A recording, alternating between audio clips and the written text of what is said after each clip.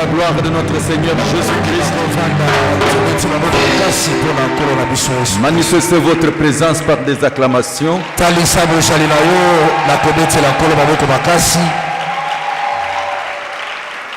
Amen. Amen.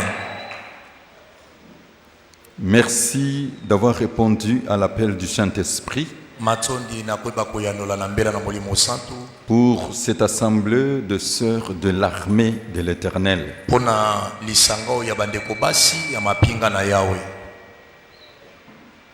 Aujourd'hui, encore une fois, ma décision est de vous accompagner à réussir cette année dans votre vie et dans les jours à venir.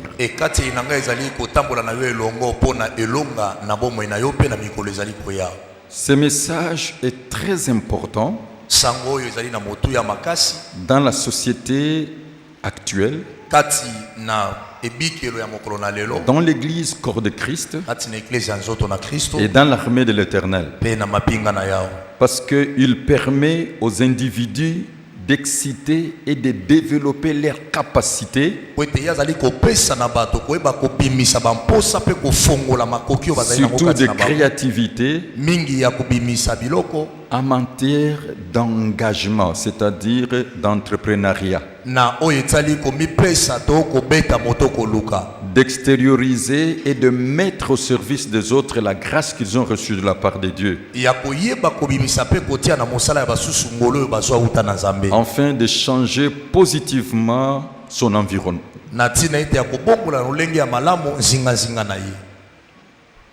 Amen. Amen. J'ai un sujet riche en révélations. La femme de direction.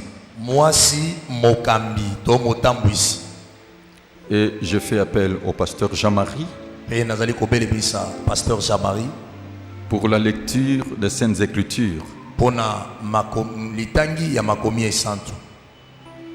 Qui est-elle, la femme de direction? La femme de direction, d'abord, je commence par vous donner la signification biblique de la femme. La femme est un être au sexe féminin, apte à reproduire des ovules et à porter des enfants après avoir reçu la sémence de l'homme.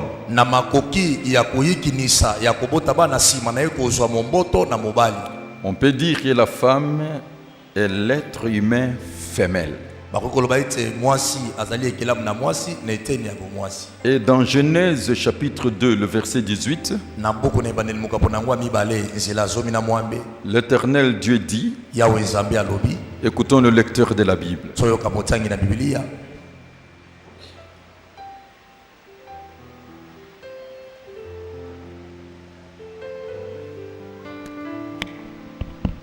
Genèse chapitre 2, verset 18. L'Éternel Dieu dit, il n'est pas bon que l'homme soit seul. Je lui ferai une aide semblable à lui. Prenez le verset 21. Alors l'Éternel Dieu fit tomber un profond sommeil sur l'homme qui s'endormit. Il prit une de ses côtes et referma la chair à sa place. L'Éternel Dieu forma une femme de la côte qu'il avait prise de l'homme et il l'amena vers l'homme. Et l'homme dit, voici cette fois celle qui est os de mes os et chair de ma chair. On l'appellera femme parce qu'elle a été prise de l'homme. C'est pourquoi l'homme quittera son père et sa mère et s'attachera à sa femme. Ils deviendront une seule chair. Amen. Amen. Est-ce que tu peux dire Amen? La femme est partenaire principal de l'homme. Car sur la terre, il n'y a que deux personnes. L'homme et la femme. La femme est une aide semblable à l'homme. La femme est faite pour la reproduction de la race humaine. Ma prière aujourd'hui, les femmes stériles, que Dieu vous donne des enfants. Elle a été créée pour le bonheur de l'homme. La Bible déclare: celui qui trouve une femme trouve le bonheur. Car c'est un don qu'il reçoit de la part de Dieu. Et j'ai donné plusieurs fois la signification de bonheur. L'abondance de paix, l'abondance de joie, l'abondance de plaisir. La femme, c'est le sexe le plus faible. Suivez-moi très bien, selon la Bible. Le sexe le plus faible. Dans 1 Pierre chapitre 3, le verset 7. 1 Pierre chapitre 3 verset 7.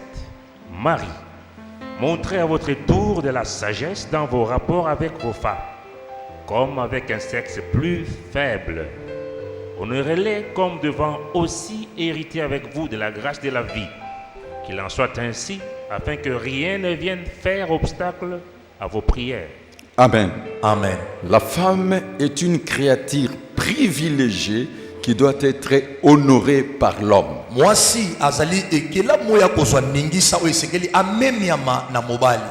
Alors, dans l'ordre divin, la Bible déclare: Dieu est le chef de Christ.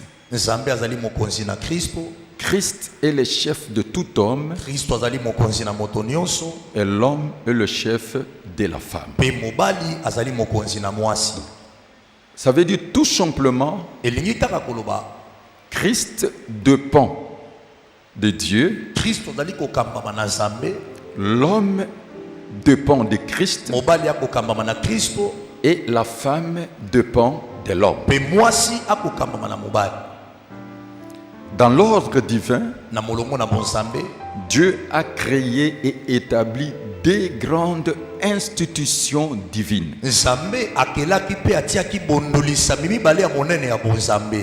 À titre de rappel, la première institution divine, c'est la direction. Et la direction, c'est quoi? La gestion des ressources humaines et de l'entreprise pour le bien-être de l'homme sur la terre, pour la paix et la sécurité sociale. Et la deuxième institution divine, c'est le mariage. Le chemin du mariage est simple. Le mariage est une institution divine. Le mariage est une union qui est sacrée. Le mariage doit être consacré. Le fondement de base du mariage, c'est l'amour. Traduire son affection en pensée, en parole et en acte pour le bien-être d'eux. Le mariage est une alliance dont les signes et la fidélité envers l'Éternel qui en est l'auteur et envers son partenaire. Vous y êtes? Amen. L'idéal du mariage. Un homme pour une femme. Une femme pour un homme. Seule la mort le séparera. Mais après la chute de l'homme et de la femme, parce qu'ils ont posé un acte volontaire, le plus grand pouvoir que Dieu a donné à l'homme et à la femme, c'est le libre arbitre. Nous voyons la reine dans la cour de l'homme, c'est-à-dire l'épouse, coépouse, concubine. Amen. Amen. Et on peut trouver de veuves, de vierges.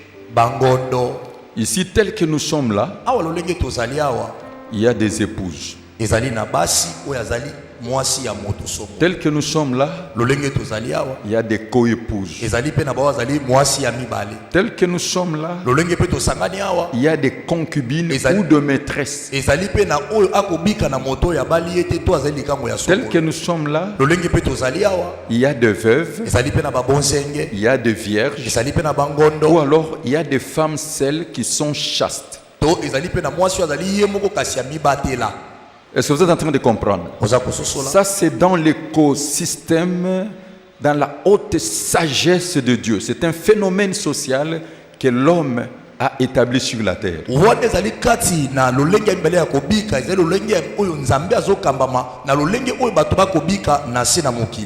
Alors, écoutez-moi très bien.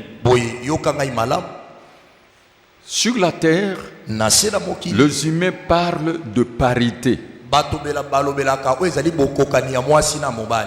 Il n'y aura jamais l'égalité entre l'homme et la femme. Non. Jamais. Cette pensée n'est pas biblique. Mais la parité, c'est sur le plan professionnel.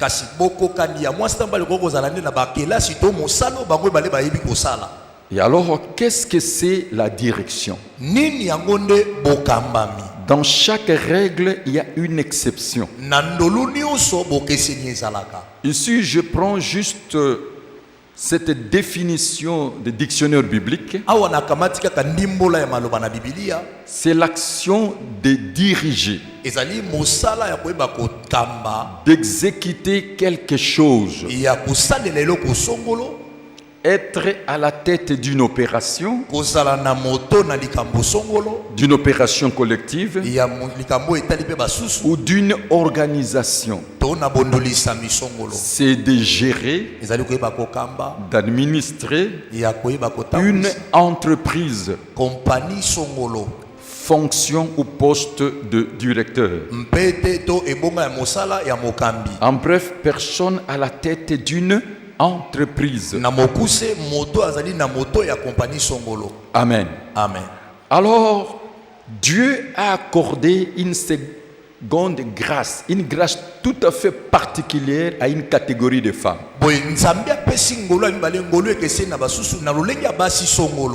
Ce sont ces femmes-là qu'on appelle les femmes de direction. Alors, mes sœurs, sur la terre, il y a une catégorie de femmes et il y a un chef potentiel et la capacité de diriger plus que les hommes.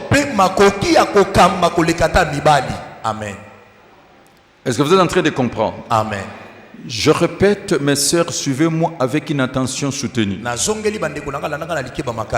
C'est une grâce tout à fait particulière. Et la grâce est une faveur. C'est la sphère de l'exception. Vous sortez de l'ordinaire, vous entrez dans l'extraordinaire.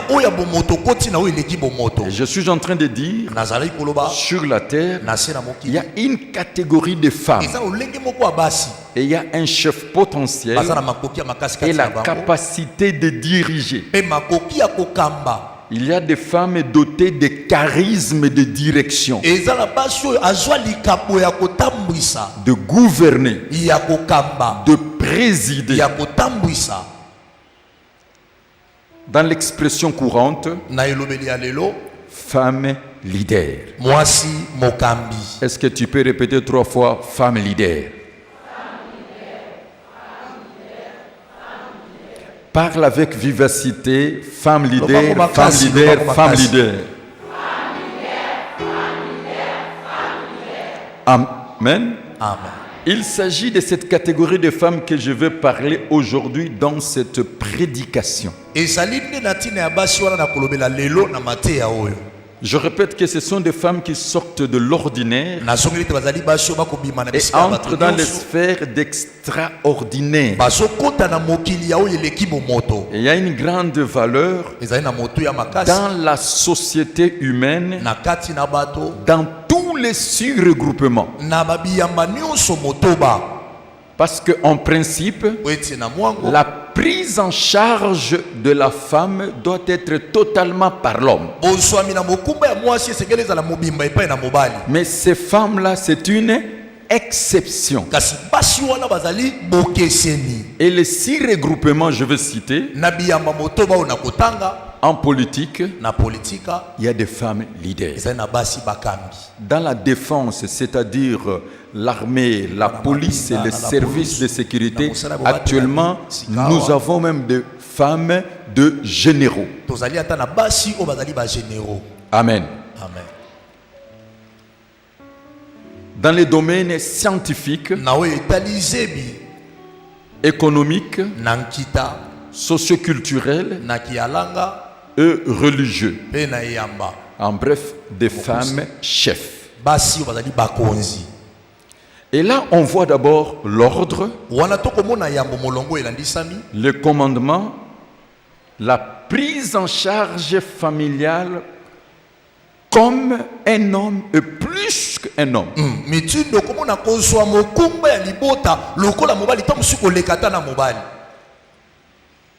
C'est une femme qui s'organise et se prend en charge.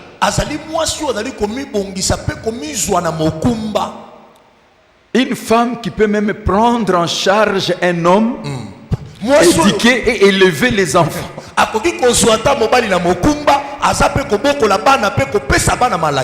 Parce que c'est une grâce de la part de Dieu.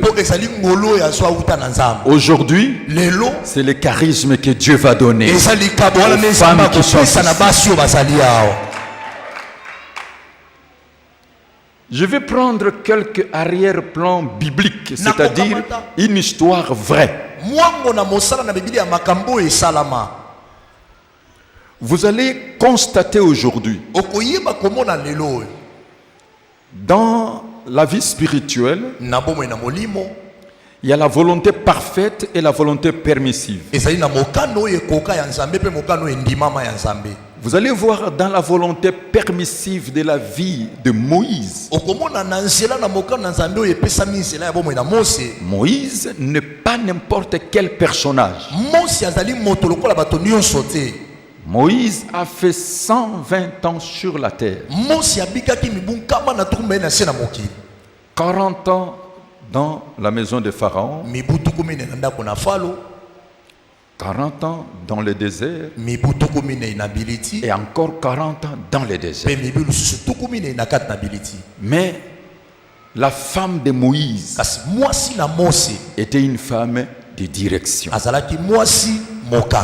Exode chapitre 2, verset 16. Exode chapitre 2, verset 16. Les sacrificateurs de Madian avaient 7 filles. Elles vinrent puiser de l'eau et elles remplirent les auges pour abreuver les troupeaux de leur père. Les bergers arrivèrent et les chassèrent. Alors Moïse s'éleva, prit leur défense et fit boire leurs troupeaux. Quand elles furent de retour auprès de Réel, leur père, il dit: pourquoi revenez-vous si tôt aujourd'hui? Elles répondirent: un Égyptien nous a délivrés de la main des bergers, et même il nous a puisé de l'eau et a fait boire des troupeaux. Il dit à ses filles: où est-il? Pourquoi avez-vous laissé cet homme? Appelez-le pour qu'il prenne quelque nourriture. Moïse se décida à demeurer chez cet homme, qui lui donna pour femme Séphora, sa fille. Chapitre 5, verset 1. Chapitre 5, verset 1. Moïse et Aaron se rendirent ensuite... Chapitre 3, verset 1, s'il vous plaît. Chapitre 3, verset 1. Moïse faisait paître les troupeaux des Jéthro, son beau-père. Amen. Amen. Qu'est-ce que vous constatez? La femme de Moïse était bergère. C'est un travail difficile. Un travail qui demande le sens de responsabilité, d'organisation et du devoir. Je suppose et je confirme, Moïse dans la maison de Pharaon était formé en tant qu'une autorité. Mais être berger, il a appris cela de sa femme. Est-ce que vous êtes en train de comprendre? Amen. Et Moïse est devenu berger. Et être une femme bergère, ce n'est pas facile. Amen. Amen. Et vous remarquerez vraiment que c'était les 7 filles et le troupeau était la richesse de la famille.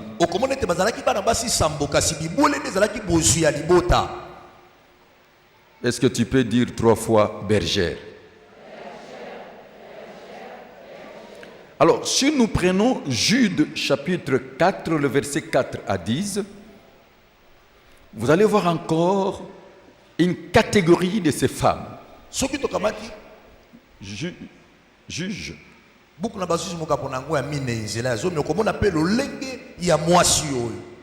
Juge chapitre 4, verset 4 à 10. Verset 4 à 10. Dans ce temps-là, Déborah, prophétesse, femme de Lapidoth, était juge en Israël. Elle siégeait sous le palmier de Déborah, entre Rama et Bethel, dans la montagne d'Éphraïm. Et les enfants d'Israël montaient vers elle pour être jugés. Elle envoya appeler Barak, fils d'Abinoam, de Kedes Naphtali, et elle lui dit, n'est-ce pas l'ordre qu'a donné l'Éternel, les dieux d'Israël? Va, dirige-toi sur le mont Tabor, et prends avec toi 10 000 hommes des enfants de Nephtali et des enfants des Zaboulon. J'attirerai vers toi, au torrent de Kisson, Sisera, chef de l'armée de Jabin, avec ses chars et ses troupes, car je le livrerai entre tes mains. Barak lui dit, si tu viens avec moi, j'irai, mais si tu ne viens pas avec moi, je n'irai pas. Elle répondit, j'irai bien avec toi, mais tu n'auras point de gloire sur la voie où tu marches. Car l'Éternel livrera Sisera entre les mains d'une femme. Et Déborah s'éleva, elle se rendit avec Barak à Kadesh. Amen. Amen. Qu'est-ce que vous remarquez? C'était une femme de direction. Prenons le chapitre 5, le verset 5 à 7 plutôt. Chapitre 5, verset 5 à 7. Verset 1 à 7, ou verset 7 tout simplement. Le chef était sans force en Israël, sans force. Quand je me suis levé, moi, Déborah, quand je me suis levé comme une mère en Israël. Amen. Amen. Donc, il ne faut pas que l'homme ait les complexes quand on voit dans le chef d'une femme, elle est charismatique, elle a le chef potentiel, et il a les capacités.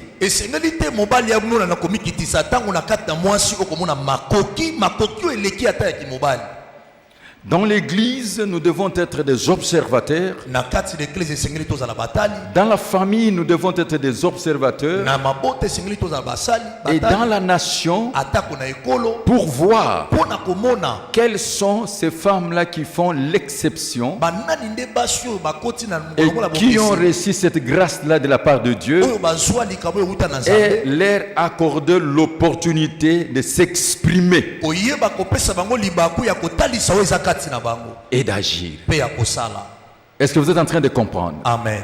Parce que dans la société humaine, le propre de l'homme, c'est de mettre la femme dans l'arrière-plan. Mais il y a des femmes d'exception.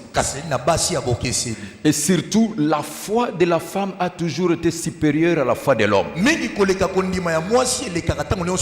Là où l'homme a échoué, la femme réussira. Est-ce que vous êtes en train de comprendre? Amen. C'est pour cela, avoir le discernement des esprits Avoir l'intelligence de comprendre, ça peut pousser la société à aller très loin. Alors, prenons Michée chapitre 6, le verset 4.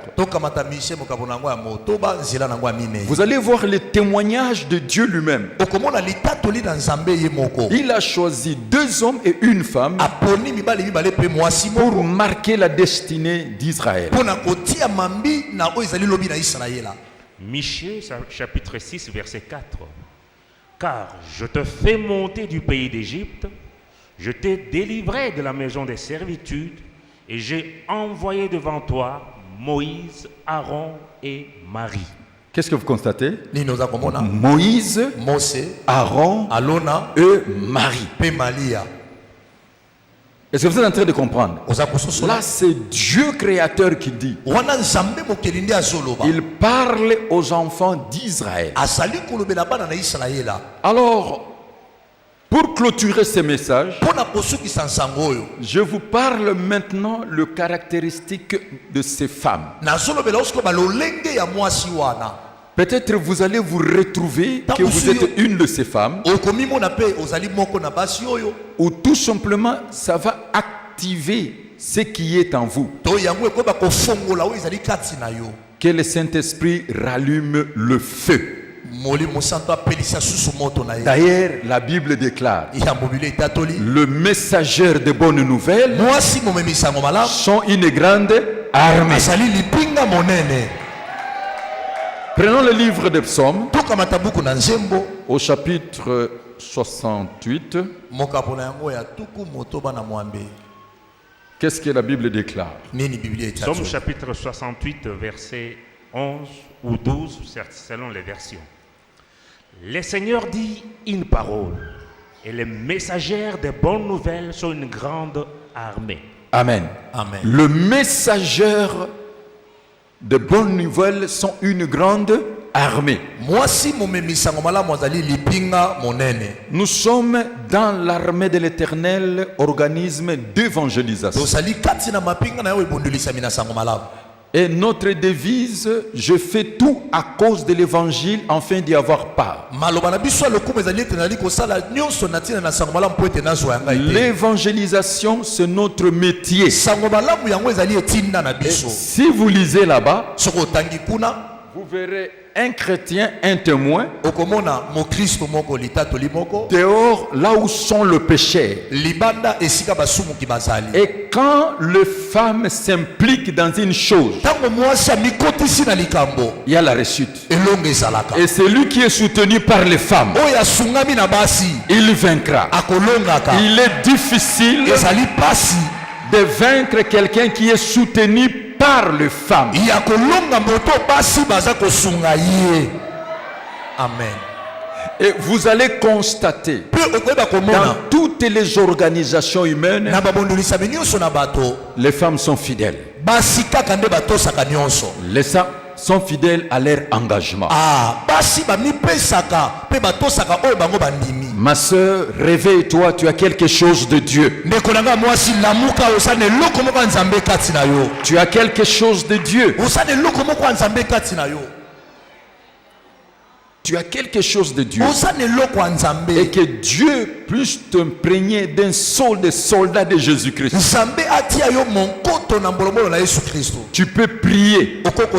Et par ta prière, tu peux recevoir le charisme de puissance, le don de guérison, le don de foi, l'opération miracle. Et tu peux attirer de multitudes de gens, les hommes et les femmes, pour recevoir la prière de la part de Dieu. Tu es messagère de la bonne nouvelle. Tu peux apporter l'évangile de grâce. Et tu peux gagner des milliers d'âmes en Christ. Et tu peux être une femme bailleur de fonds. Dieu peut te donner l'argent. Et l'œuvre de Dieu va prospérer entre tes mains. Et aujourd'hui, tu peux t'élever comme une femme de louange et d'adoration. Et tu peux parcourir parcourir le monde dans le chant et gagner les âmes à Christ. Je vous ai déjà parlé. Dans le saint sacerdoce royal, il y a 5 types de femmes. Amen. Nous avons des femmes messagères ou de prophétesses, des femmes qui parlent de la part de Dieu. Nous avons des femmes de prière. Quand elles prient, Dieu écoute et exauce la prière. Nous avons des femmes majordomes, celles-là qui se mettent dans le soin domestique. Nous avons des femmes partenaires, des femmes bailleurs de fonds et à les dons de libéralité font avancer l'œuvre de Dieu.